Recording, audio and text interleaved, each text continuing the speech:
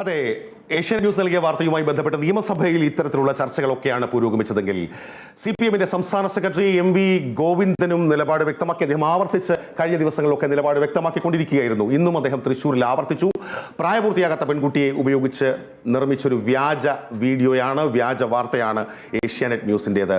അതിന് മാധ്യമപരിരക്ഷ ആവശ്യപ്പെട്ടിരുന്നത് ഏഷ്യാനെറ്റ് ന്യൂസ് ഓഫീസിൽ നടന്ന റെയ്ഡ് അല്ലെങ്കിൽ പരിശോധന അത് കൃത്യമായും നിയമവാഴ്ചയുടെ ഭാഗമാണ് എന്നും MV ഗോവിന്ദൻ മാസ്റ്റർ തൃശ്ശൂരിൽ പറഞ്ഞു.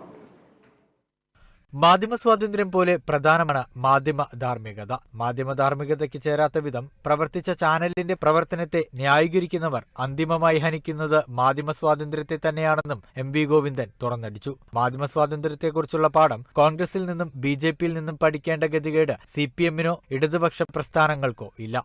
രാജ്യത്ത് ആദ്യം മാധ്യമ പ്രവർത്തനങ്ങൾക്ക് കൂച്ചുവിലങ്ങിട്ടത് കോൺഗ്രസ് ആണ്. അടിയന്തരാവസ്ഥ കാലത്ത് ഇന്ദിരാഗാന്ധിയാണ് രാജ്യത്ത് മാധ്യമ സെൻസർഷിപ്പ് ഏർപ്പെടുത്തിയതെന്നും അദ്ദേഹം ഓർമ്മിപ്പിച്ചു. മാധ്യമ സ്വാതന്ത്ര്യം പോലെ തന്നെ പ്രധാനമാണ് മാധ്യമ ധാർമ്മികതയും.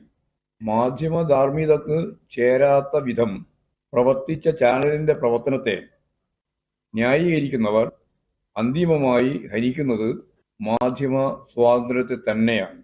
കേരളത്തിൽ ഉന്നത വിദ്യാഭ്യാസ മേഖലയിൽ കാവ്യവൽക്കരണം ഊട്ടുറപ്പിക്കുവാനാണ് ഗവർണറുടെ ശ്രമം. 3 സർവകലാശാലകളിൽ VC ഇല്ലാത്ത സ്ഥിതിയാണെന്നും മലയാളം സർവകലാശാല VC നിയമന പട്ടിക ഗവർണർ അംഗീകരിക്കുന്നില്ലെന്നും ഗോവിന്ദൻ കൂട്ടിച്ചേർത്തു. ചാൻസലറെ നീക്കുവാനുള്ള നിയമസഭാ ബില്ലിൽ സാങ്കേതികമായി ഒപ്പിടാത്തതിന്റെ ബലത്തിലാണ് ഗവർണർ ഇത് ചെയ്യുന്നതെന്നും അദ്ദേഹം പറഞ്ഞു. അതേസമയം കേരയിൽ പദ്ധതിയുമായി സംസ്ഥാന സർക്കാർ മുന്നോട്ടു പോകുമെന്നും അദ്ദേഹം വ്യക്തമാക്കി. Kerala vision news, Thrissur.